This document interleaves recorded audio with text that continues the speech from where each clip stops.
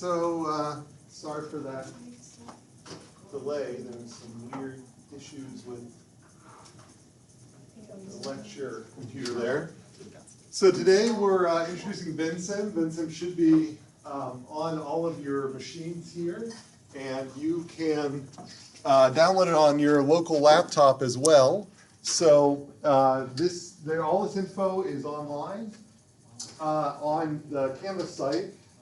It's in the slides as well. If you were to go to the Vensim webpage, you should be able to find it pretty easily. So if you're downloading on your laptop, you can find the free download link to Vensim PLE Personal Learning Edition. It's a student edition from the website. You select the latest version, which is probably still Vensim PLE 6 and above. Select your operating system. Make sure you uncheck that subscribe box so they don't spam you. But I think you do have to put in an email address to them to send you a download link. Then you can download that, and then again, all these stuff is also available on Canvas. Well, I'm going to go through sort of a tutorial of how to get started in Vensim. Also on Canvas, I've linked a video tutorial where I sit there and actually go through the basic start for a project. I was kind of surprised. I recorded that last year in February of 2019, and since then, the YouTube version, which is like not the version that's linked from Canvas, has gotten like 1,200 views. So apparently a lot of people are out there looking for Vensim tutorials. So that's available and hopefully useful. So the screenshots so if you're interested, you can start Vensim on the local computers. If you were just to hit like the Windows key and type in Vensim, then it should pop up, Vensim PLE x64. And if you start it, you should see a window like the one that was in the PowerPoint. So it looks like this. It just starts out with a blank slate. When you start on your computers, if you install it on your laptops or your computers at home, you'll have to like register, and there's a process for that, which I diagrammed. If you go to the how to install Vensim Canvas page that I put under the course information, it tells you how to go through that. But basically, you have to check like educational version, and you don't fill in anything for the serial number, but you do put your name in, and then it should leave you alone. And it's not like time limited or anything like that. You just have to guarantee you're only using it for educational use. This is a software package. This is version 8 actually, all the way up to 8. That is used commercially. So this is something that there are shops out there, be they in business or in strategic planning, that make use of this software package. So it is something that afterwards you can put on your resume or your CV. It is kind of an interesting skill to have available. So so feel free to start Vensim and follow along with me. So this, like I said, is an earlier version, but basically all the components are there. So, this image was actually taken from Craig Kirkwood. It's actually faculty here at ASU, emeritus faculty, I think now, over at WP Carey. And they also use Vensim for some WP Carey classes. And so he has a whole tutorial here, and this I think was actually shot for his tutorial on an even older version of Vensim than some of the shots we'll see in this presentation here. But still, all the basic things apply. Things might have moved slightly, but that's another resource that you have available. All right, so you open up Vensim. The primary uses that we're going to do in this class is for drawing these causal loop diagrams. You can go all the way to drawing the stock and flow diagrams and simulating them. And if you'd like, when we get into stock and flow diagrams, you can do all of your building and analysis inside Vensim. I transitioned to Insight Maker for that, primarily in my class examples, just because it seems to me that when you're first learning this stuff, that Insight Maker is a little easier to pick up than doing it all in Vensim, but some people really like to stick in Vensim. Also, especially for like the Mac version, sometimes Vensim can be a little flaky, so you have to make sure you're saving your work because it can just die. Hopefully in the version 8 that you've got now, that's kind of fixed a little bit. But that's another reason why Insight Maker is a little nice, because everything's stored in the cloud, and so it's easy to access. You just open up a web browser, nothing to install, and you don't have to worry about your work, not being saved. But so we'll start this week just focusing on causal loop diagrams, but it does allow in general for all this dynamic simulation. So it is a very powerful tool. So if you open up Vensim, the main things we focus on initially are up in this ribbon up here, this toolbar. So variable, arrow, and loop annotation, these are things that we'll use when drawing these causal loop diagrams. And so these are our nouns and phrases we put into our causal loop diagram. The arrow here, these are our causal links, and we can label them plus or minus. And then this comment, those are the loop annotations, where you can say this is a balancing loop, a reinforcing loop, positive, negative, and you can add an additional comment, like this is the hunger response, that sort of thing. And so these are our main tools, so make sure you identify those when you open up Vensim, this variable, arrow, and comment that are right up there at the top. The other useful tools is there's a delete button here, so if you hit that, you'll be able to go to delete any other element that you've drawn. And if you flip over, sometimes you want to move or resize. And if you're in another tool, if you try to do a move and resize where in that tool, it might just start drawing more variables or arrows. So you have to remember to go over and change this to move size in order to move things around. So that's the other ones that we'll use just to get around the tool. So under variable, if you'd like, you can try this out yourself. I can go over here on this side on the one that I opened up.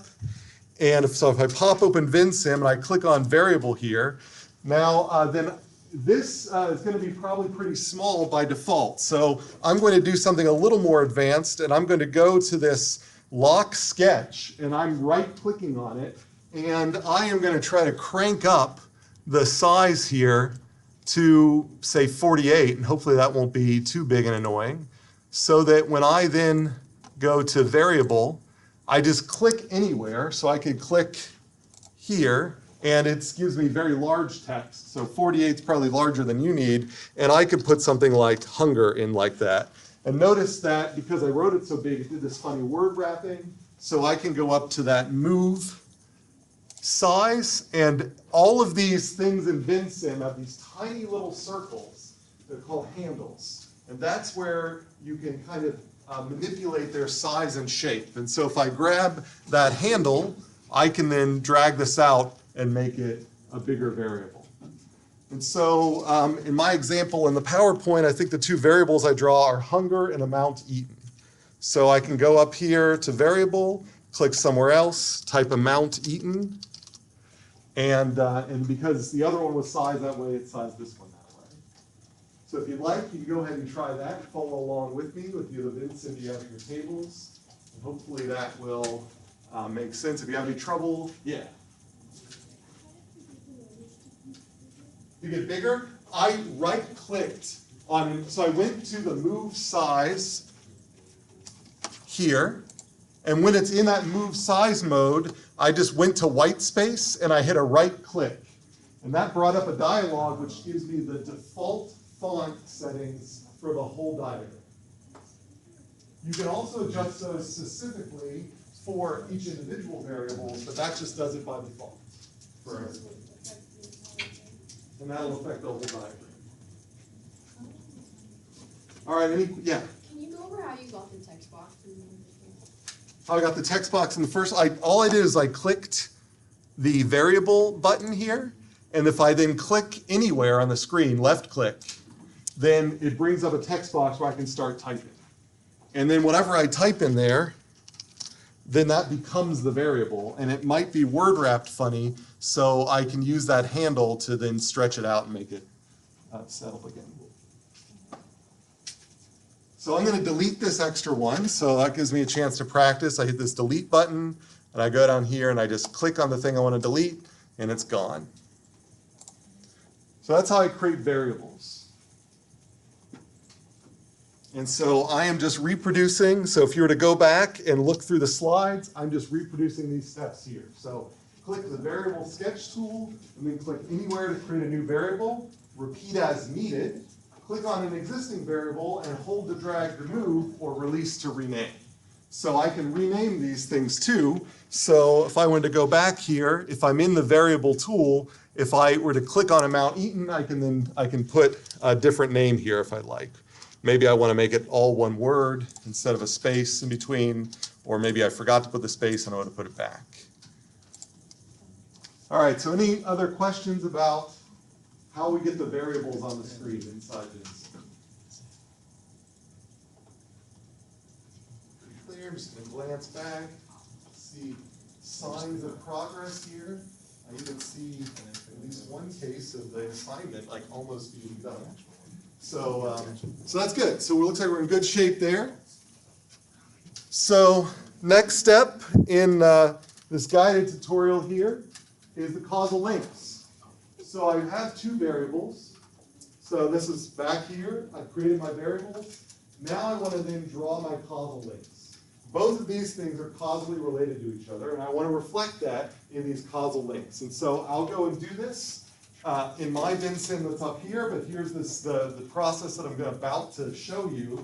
But I'm going to click on the arrow tool, and then I'm going to click on whatever I want my source to be, say amount eaten. And then I'm going to click on whatever I want my sink to be, say hunger.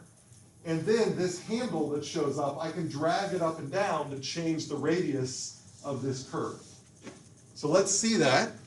If I go over back to Vensim, click on the arrow, I'm going to click on amount eaten, and I click on hunger, and it draws a straight line in between them, but it has a little circle between this handle, and if I grab that handle, I can drag it up or down, and I can make that aesthetically however I'd like it to look.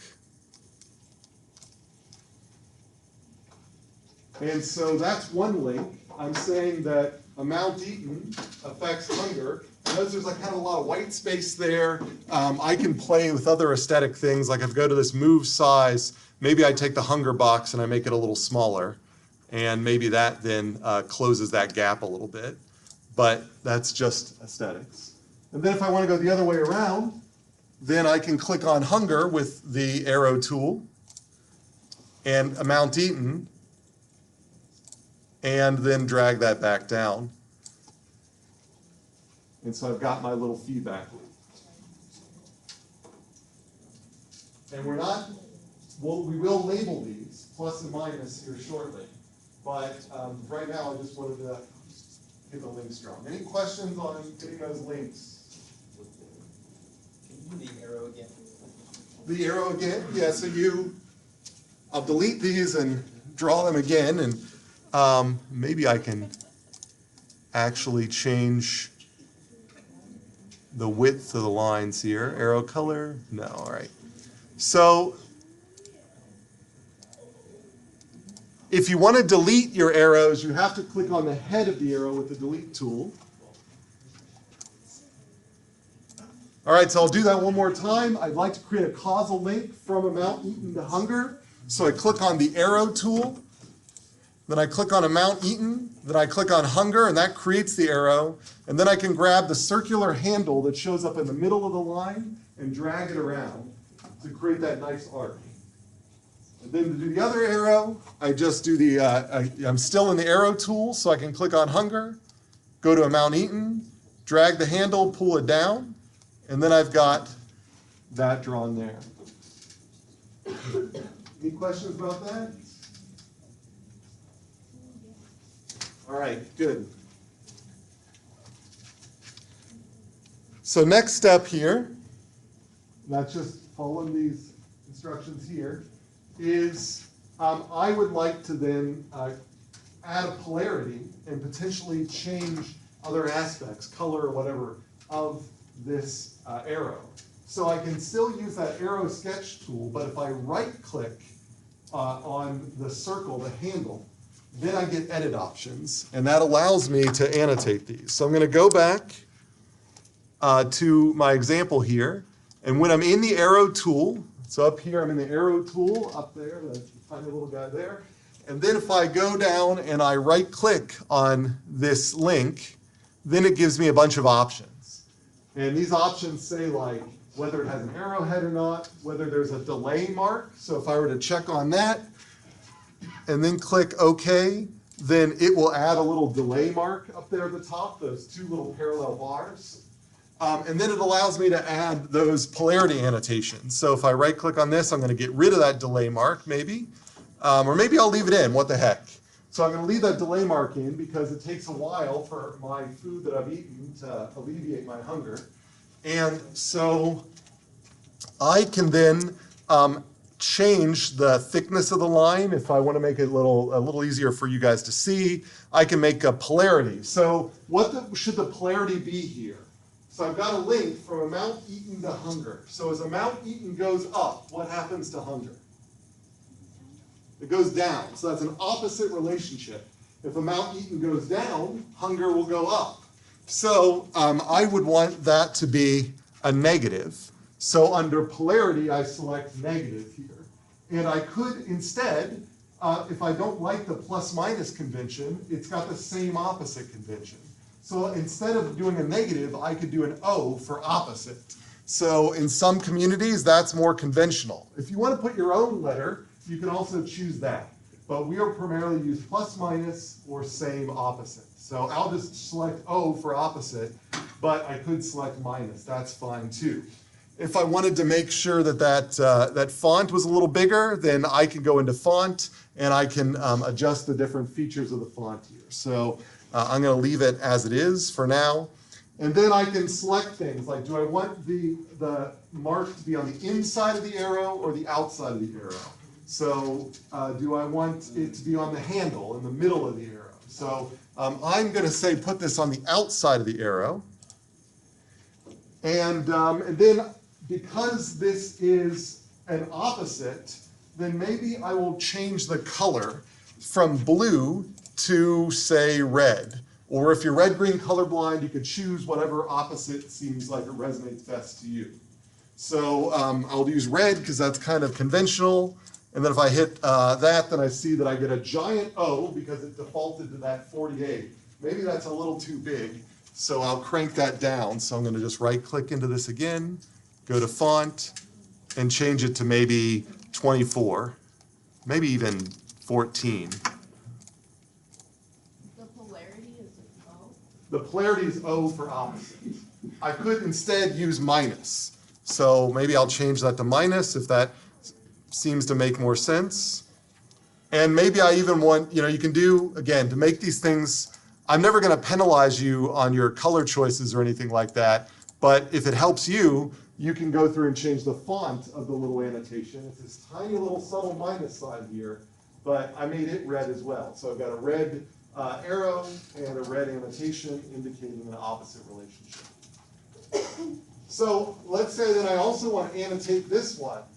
So as I get hungrier, what's going to happen to the amount eaten? As hunger goes up, what happens to amount eaten? Does it go up or down? Up. So we would think that as you get hungrier, you'll eat more. So in this simplistic model of a hunger loop, as you get hungrier, amount eaten will go up. So this is a positive. So I'm going to annotate that link with a positive. So I just right-click again to bring up this. I can indicate a positive here. Maybe I'll change the font so that it's blue, just to match the line. I might change the font so that it's 14-point font. And I'll also do on the outside of the loop. And in this case, I didn't make the line any thicker. Maybe I should on this screen. So I'll make the line just a hair thicker. And so now I can see I've got a nice blue plus there and a red minus there. All right, any questions about those loops, creating the annotations on the links? Looks like I see a lot. Right, and so some people put delays on both. Hey, you have a question? When I change the color of one of the signs, the other one keeps changing. Like if I change the minus to red, it's Can you show me how you changed it? Change the color. Oh, okay, so if you were to change the defaults, what you want to do, hit cancel there, and then go to the arrow tool, and right-click on the handle for that line, which is like the little circle, yeah, that in there, and then click font there. And that will change it just for that line. So there's a color box there. All right, there's a question about, and somebody said, I keep trying to change the color of the annotation. Whenever it changes for one, it changes for both. And that's because in order to find that, you have to first go to the right click on the handle for the line, and then go to the font for the polarity. And that's where it just changes it for one and not both. All right, any questions about that part so far? All right, looks like we had a bunch of good-looking loops. So the next step here is to annotate those loops, if I'm remembering the process here. So we like to put an indication of what type of feedback. What type of feedback do you see here? Is this a positive or a negative feedback? Negative. How many people say positive? How many people say negative? All right, good. It's a negative feedback loop. Not necessarily a bad feedback loop. It's probably good that you eventually get rid of your hunger and don't just eat continuously, right? So we would like to indicate that so that if you were looking really closely, you could see that this was a negative feedback loop. So I'd like to put a comment here that shows that this is a negative feedback loop. So I'm going to pop over and use this loop annotation, which is this comment button that's up here. So if I go back over to my Vensim, if I click on comment, which is up here, it's got the little thought bubble, or the little speak bubble in there. I can click anywhere to put a comment. I'm just going to put it right in the middle of the loop. And it's not smart enough to know that I'm in the loop, and it's not going to calculate all this stuff for me. So I have to do, it's arbitrary. I have to do all the work for it. So I go up here and I say, what type of comment do I want? And it says, like, it's got examples of clear box, up triangle, loop clockwise, and whatever. Here, I've got a counterclockwise loop. So I want to say I'm going to do this as a loop counter. And under color, maybe because it's negative, I'll make it red. And then under comment here, this is where I could put words. Like I could put a plus or anything. But down here under graphics, this is where I can put an image. And so rather than me putting, I could put words here, like I might say hunger control. It keeps asking me if I want to save. It's a good idea to save, especially on a Mac, because the Vensim, I found at least on a Mac, it crashes very, very quickly, very easily. But under graphics, I'm going to go to image, and it's got a wide variety of images that I can use. And so I will select a minus, but you can use whatever you would like. And if I click OK, then I get this little loop annotation here. And it looks like because the words I've chosen are so big, the font here, so let me see if I can go and I can adjust my font. If I make this, these are the defaults. So I have a question. Uh-huh. About putting images often. Yeah, give me 1 second to try to change this back down to like a 10-point font. Well, all right, so my loop annotations aren't showing up very clearly, so if I were to do this again, I would probably just say, create a second annotation next to it. And then try to adjust the size of that.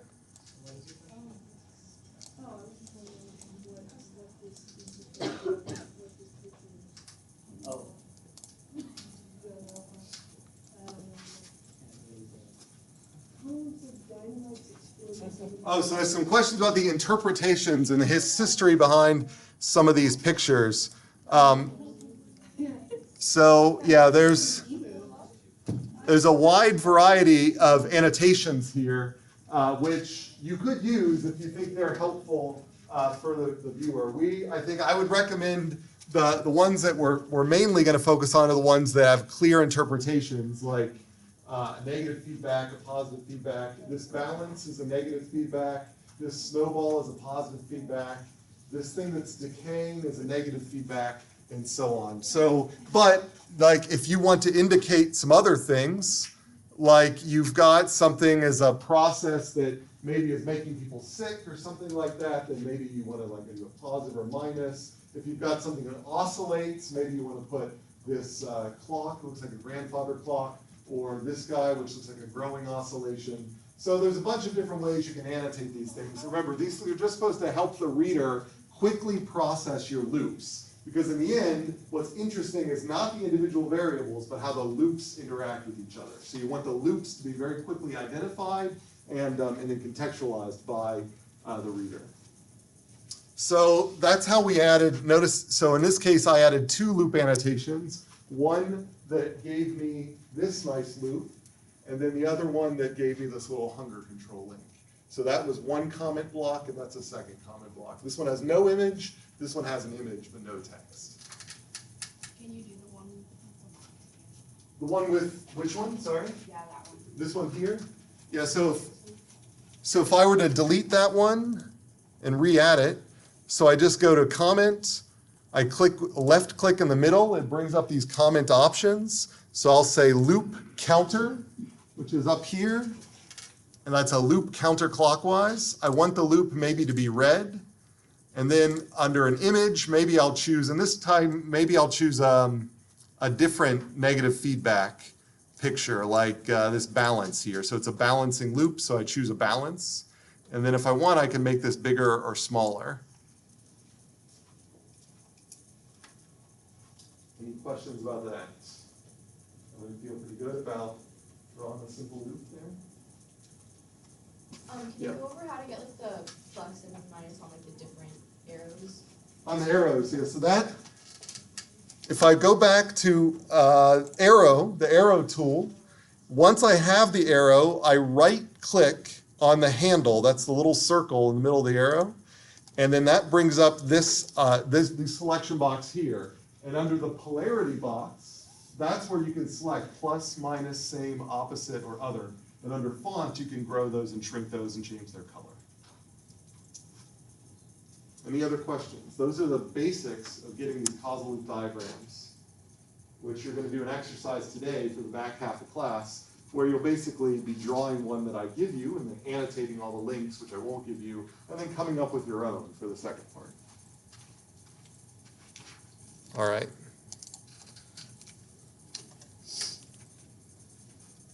So this is just an example of how to go through all of these settings that I just did for you in my Vensim. So again, if you just need that reference later, this is all embedded in the PowerPoint. And so I can select these things and incorporate them, and then I get this nice causal loop diagram. Now, I've drawn the diagram. I'd like to include it in a report.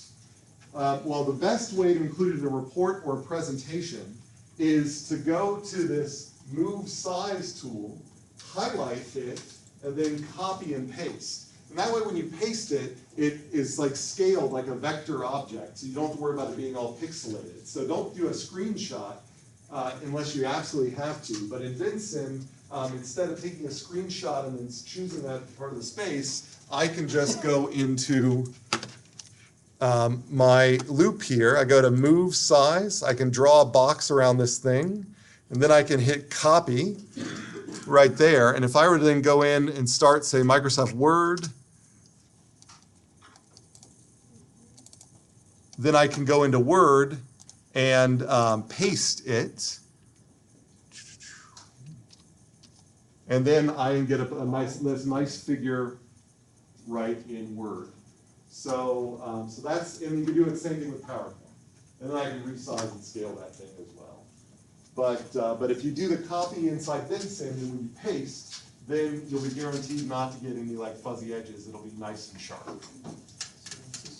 So questions about that? So again, if all I did was I had to make sure that I flipped to the Move Size tool first, and then I use that Move Size tool to draw a box, and it will copy everything, including the white space. All of this, if I hit copy, it actually is copying the white space outside here. So don't draw a giant box, just select the stuff you want to copy. And then when all that highlighted, I hit copy, go into the tool I want, hit paste, and it'll paste a nice clear-cut version of that you can use in a report. Questions? And so hopefully, you know, one of the things you'll take out of 212, you may not be doing dynamical systems modeling in a lot of your other classes, but you might still feel like it would be useful in some of your projects in other classes just to indicate causal relationships between things. And this is a quick tool for you to graphically depict those and be able to incorporate them into other work. So even if you don't want to go through the behavior over time plots and all of that, this is still a quick way to create these things, annotate them, and put them in other documents. All right.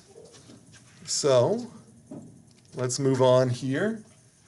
So pro tips, so I already mentioned this kind of advanced thing. If you right click on any white space in the diagram, you get this defaults box up, and that allows you to change anything that you haven't already like specifically changed. So even afterwards, you can go into here and change the size, the colors, and whatever, and anything that you haven't specifically changed will then change with it. So that's a quick way to change a bunch of things all at once. And if you look closely down here in the very bottom, you'll see that it's got things like Times New Roman 12. This thing down in the bottom is depicting all of these. So another way to quickly change your defaults is to just access them down here, even without right-clicking on the white space. So if you squint, you should be able to see all this stuff down here, and that is just a quick access to this. That's all I'm saying. Questions? It's the basics of causal loop diagrams in Vensim. All right, so just want to warm us up. That's a joke based on the climate change example here. Just want to warm up a little bit before I unleash the assignment on you, where you're going to use Vensim to annotate a diagram where I've just given you the links, but not the polarities, and then draw your own simple causal loop diagram that you come up with on your own. So here is an example that I took from a report from the Natural Research Council that was trying to capture feedbacks in models of climate change. And this looks like a causal loop diagram, but it violates some of the rules that we ended with last time.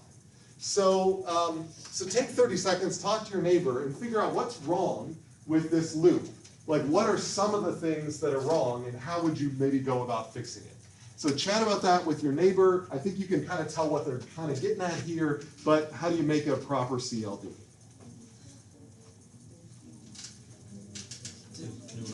Does it crash a lot? Yeah. It's, I don't know what determines it, because sometimes I'll go for a long amount of time, and it'll be fine, but other times, like, so I just make sure the first thing I do is save, and sometimes I feel like once you save, it actually is a little more robust for some reason.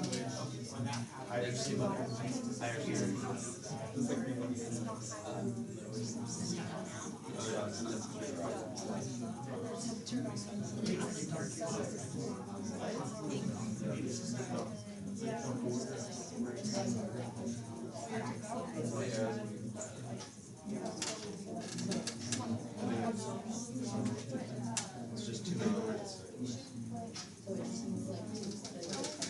Yeah. Maybe just like since it's right, so ice melts, right? And then like responsive ice disappears, albedo, right? And then that causes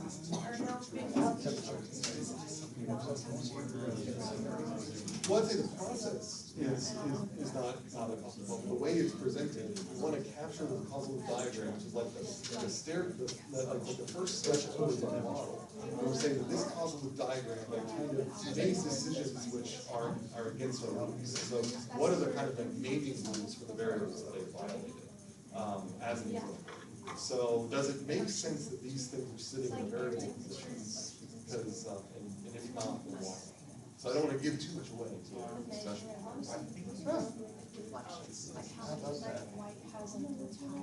Okay, well let's see. We'll bring it back together, and I think we'll start answering this question. All right, let's bring it back together. So are there criticisms of this diagram? So not saying that the process is wrong. I think that the basic idea behind what they're trying to depict is right, but as a causal loop diagram, what conventions are they violating?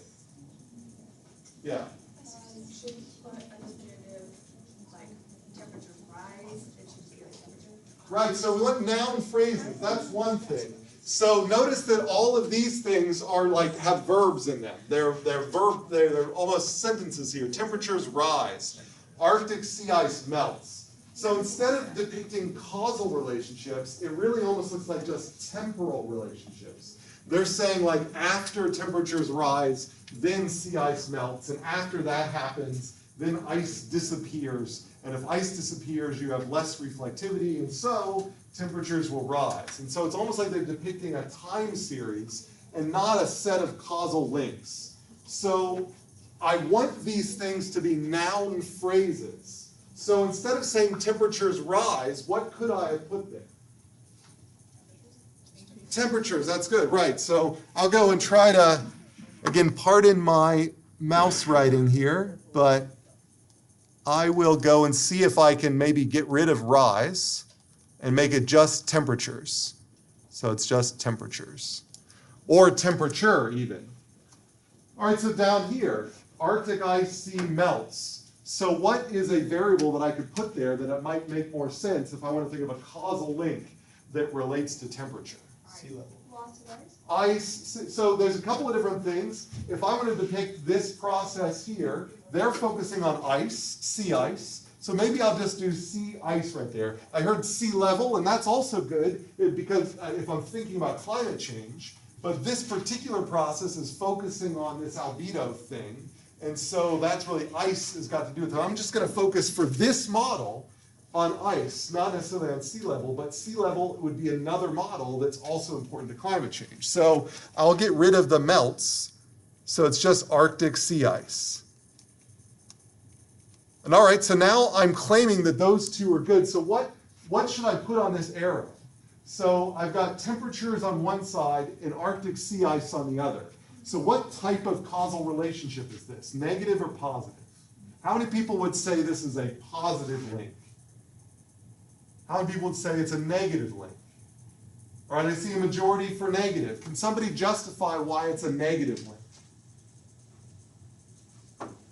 Yeah. Negative impact on the variable? Negative, well, and what do you mean by negative impact on the variable? I like the answer, but can we unpack that a little bit?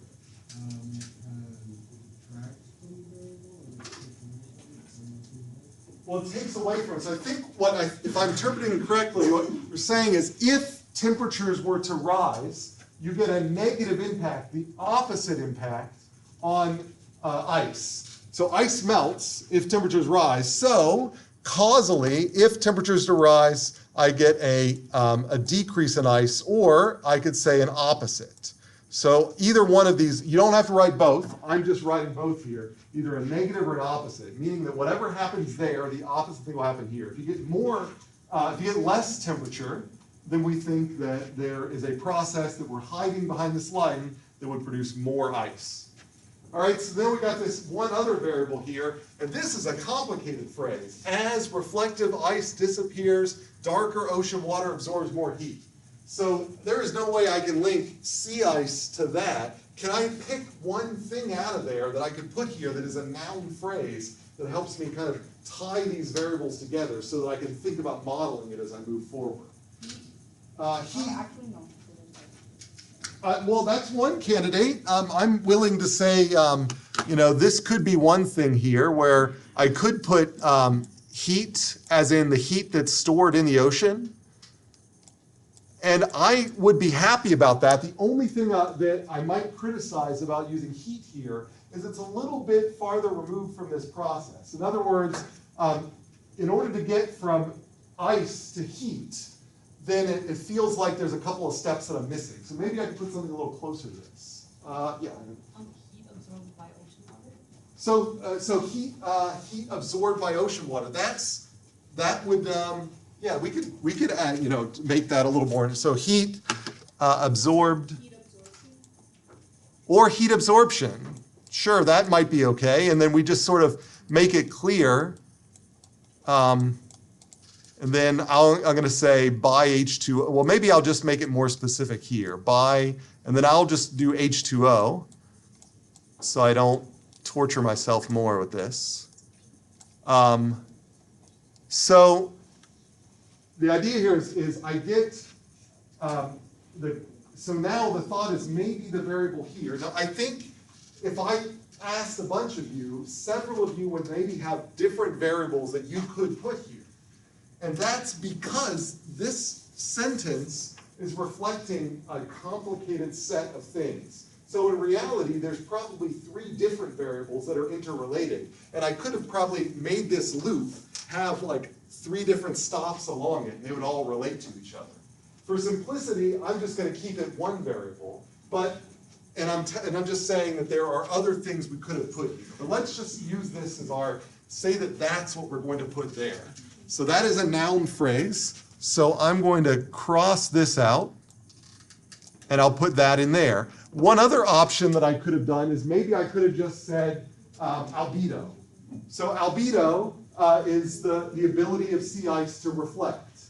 And so if I could say that as I get less sea ice, I can say, how does that affect the albedo? So that would be another thing that I could put there. All right, so now I need to label this. So I've got ice on this side, and I've got heat absorption by the water on this side. Now if I read the process, just to remind us of the process here, is as ice disappears, you get a darker ocean that absorbs more heat. What we're doing is we're taking this process and we're putting it into the line. So what does this tell us here? How many people would say that this should be a plus or a minus? So how many people vote for plus? How many people vote for minus? All right, how many people aren't sure? All right, so that's okay. So if I read this statement here, it's trying to do it for us. It's saying as you get rid of ice, it's not going to be as reflective. And so you're going to get more heat absorption. So that's telling me that if I decrease ice, I get more heat absorption. So that, to me, I did one thing on one side and the other thing on the other, which to me sounds like this would have a negative relationship or another opposite relationship. If I get rid of the ice, then I absorb more heat into the water. Or the other way around, if I increase the ice, I reflect more sunlight and I absorb less. So that's an opposite relationship. Does anybody not see that or have a question about that? Or yeah? I see that. Okay. All right, then we've got our three variables. So we just need to close the loop here. And so this link here, we've got as you get heat, more heat that is absorbed into the ocean a little bit later. So maybe I'll put a little delay marker on here. So I could put little bars here just to make it clear that there's a delay. So after some delay, if you absorb more heat into the ocean on the planet, what will eventually happen to the planet's temperature? It will rise. So if I get more heat here, I get more temperature there. So should this be a plus or a minus? How many people say plus? How many people say minus? All right, I see mostly pluses. So I'm going to put a plus there. Or a same. So I can, or could have done an S. So I've got same plus. All right, so now I look at this, I got two minuses in this group of threes. So if I have two negative links, then what type of feedback is this? Positive or negative? How many people say this is a positive feedback? How many people say it's a negative feedback? Right, it's positive because there's an even number of negatives. Yeah, Brandy? So how is the temperature in Arctic sea ice negative? Temperature to Arctic sea. Here, the idea here is that as temperatures rise, so increased temperatures, you get less ice. So if I want, maybe I need to put a delay there as well to make it clear that maybe it doesn't immediately happen. But a bit, if you rise, temperatures rise a little bit later, you'll get your ice to melt. All right, so this here is a positive feedback. So I might draw in the middle of here something that says this is a positive feedback. Or, I might even, do one of those frowning faces like from Vensim, indicating that this is a vicious cycle. So it's not a virtuous cycle, it's a vicious cycle. So once you kick the thing off, it ends up accelerating and it gets worse and worse and worse and worse. So are there questions about this basic CLD? Okay. So here's another one. So this is a different type thing being depicted here. It's much more local here. I've got a bucket with water on it. There's someone who's watching the bucket. They would like the water level to be at this height, maybe at a height slightly higher than this. And so they are controlling this valve, this faucet here, and pouring water in, allowing the water to come up, but then stop at that level there. So take 30 seconds and see if you can complete this causal loop diagram. So I've got 2, 4, 5 question marks in here. So how would you complete this causal loop diagram to depict the process of someone filling a bucket using this valve? So chat with your neighbor for 30 seconds, see if you can come up with the causal loop model of what's going on here.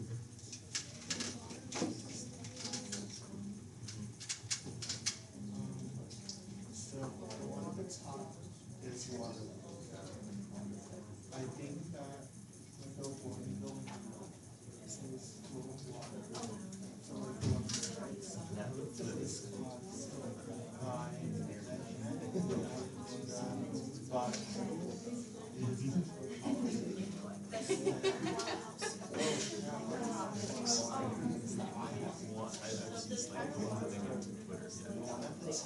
so this causes Variables are fluid water.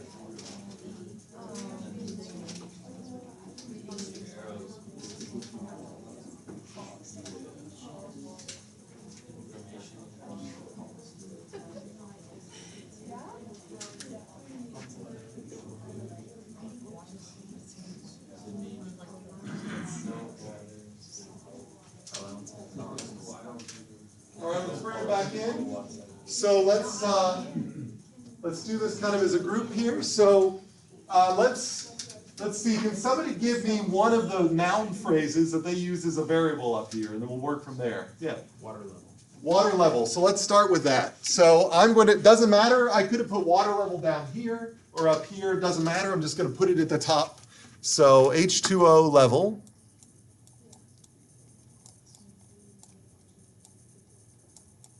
Level. That's what I'm putting for this here, this question mark. All right, if that's water level, then what might I put down here? Any guesses? So think of this, I have two things going on here. I didn't hear what that melodious answer was, but it might have been the right answer. So, if here I see water level showing up is apparently something that's important. So in this diagram, if I look closely, I see that something else that's apparently important is the flow of water. So maybe that is another thing that I need to put on here. So flow of water seems like it's a pretty good candidate for what's going down here. So just looking at this diagram, since we've already come up with water level, and it's already here, then maybe I'll put flow of water as the other variable. So I'm just going to put flow, and then maybe I'll just make an indication that that taking this flow of water here, that's what's going there. All right, so if those are our two variables that we're modeling here, then as the water level, well, I'll do this the other way around. As the flow goes up, what happens to the water level?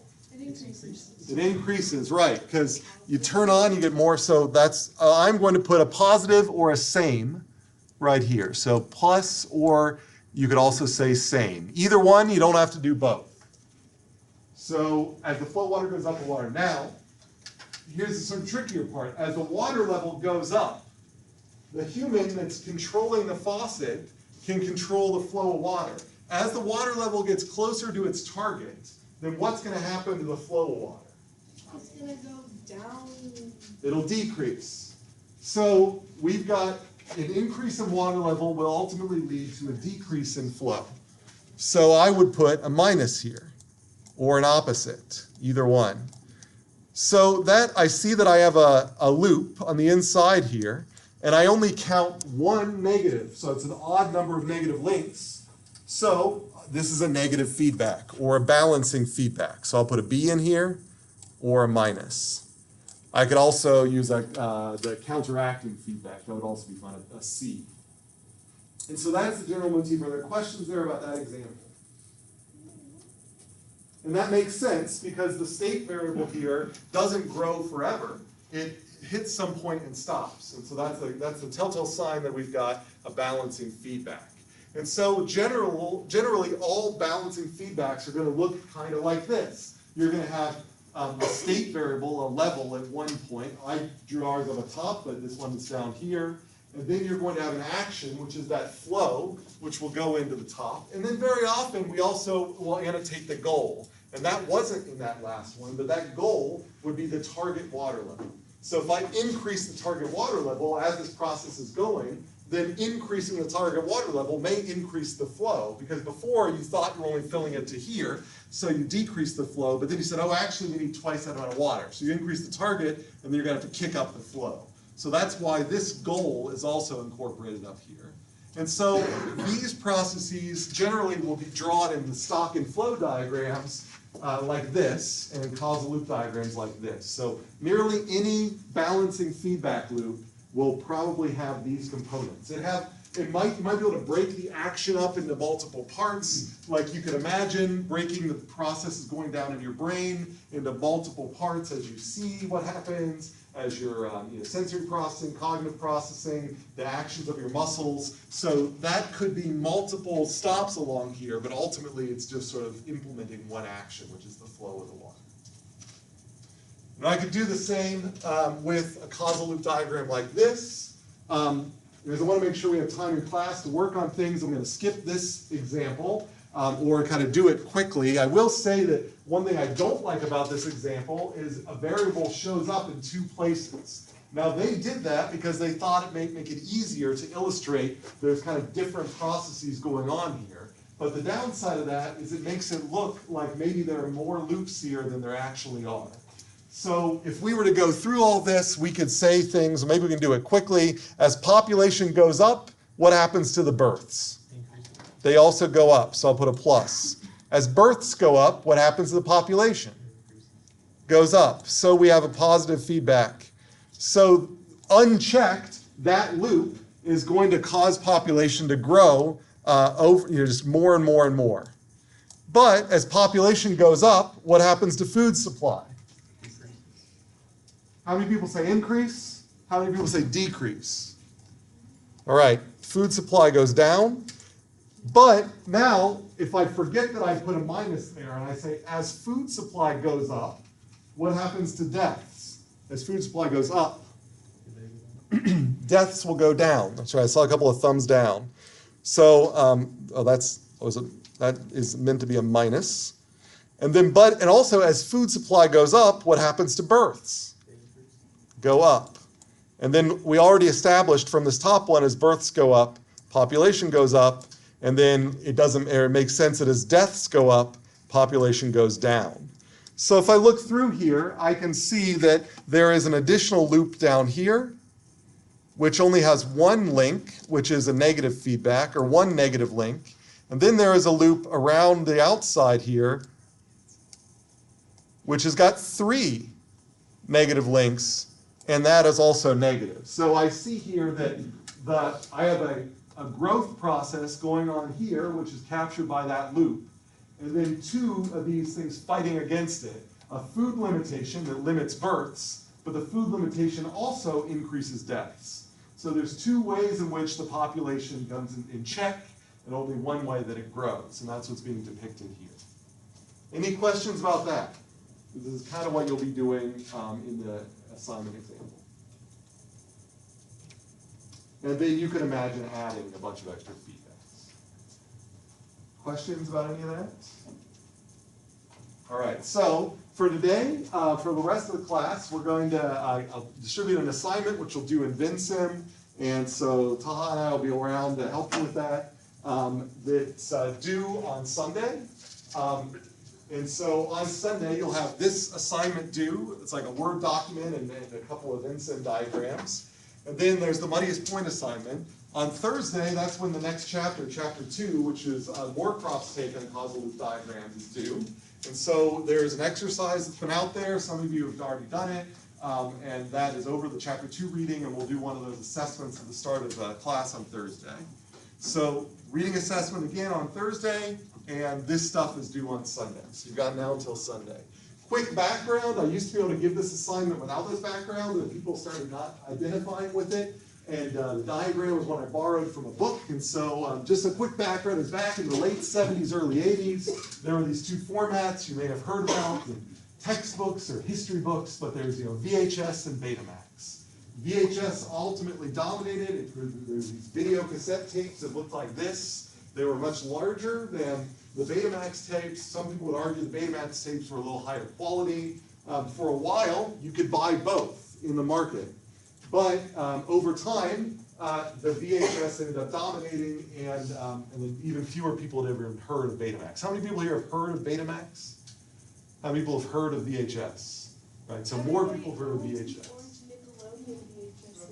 Well, there you go. So, so on your assignment, I have you annotate this loop. This is a loop which depicts the process of growth in the VHS industry and the process of growth in the Betamax industry. And in the end, it's limited by the fact that there's only a certain amount of shelf space in stores that rented or sold VHS tapes, as well as actually these VCRs. So in this process, basically you're going to annotate each one of these links. So this fraction of VCR sales to VHS, this you can just think of as total VCR sales. What fraction of that are just the VHS VCRs? And you can think about, well, as you sell more and more of the VHS, then that must mean you're selling less and less of the beta. And so already I'm kind of telling you that this link is probably a negative and this link is probably a positive. And then you can hopefully walk around the loop, and you should then eventually be able to label this loop with its polarity and label this loop with its polarity. And so you'll see that this is a special type, a special case here. But for now, the assignment will be to label all the links and label the two loops. And so that's it. So any questions? And then the second part of the assignment, so this is all on Canvas, but I will hand out these paper versions as well. And so the second part of this is to think of a system other than any of the ones we've described in class that includes a negative feedback loop. And you can draw within a properly labeled CLD that will have at least 2 variables and 3 links. So that's it. It could be a single loop that has 2 variables and 3 links. And then draw that in Vensim and copy that into a Word document, and you'll submit that in your Word document along with this side here. So those are the 2 parts. You label all of this, put it into a Word document, and save this as a Vensim model, then create a new Vensim model with a loop that has, or several loops, but it just has 2 variables and 3 links and a negative feedback. And then you'll save that to a Vensim model and also put that into your Word doc. You'll submit the Word doc and the 2 models to Canvas. And I'll pass this out just to make that clear, but any questions about any of that? All right. So from now until the end, we'll walk around and help with this stuff. Meanwhile, the attendance exercise, it looks like everybody's here, but let's do in Vensim, what tool is used to draw the loop annotation? So there's a little, so there's a little tool that has a word in the middle of it, and that's how you label a loop as being a positive feedback or a negative feedback. What is that tool called?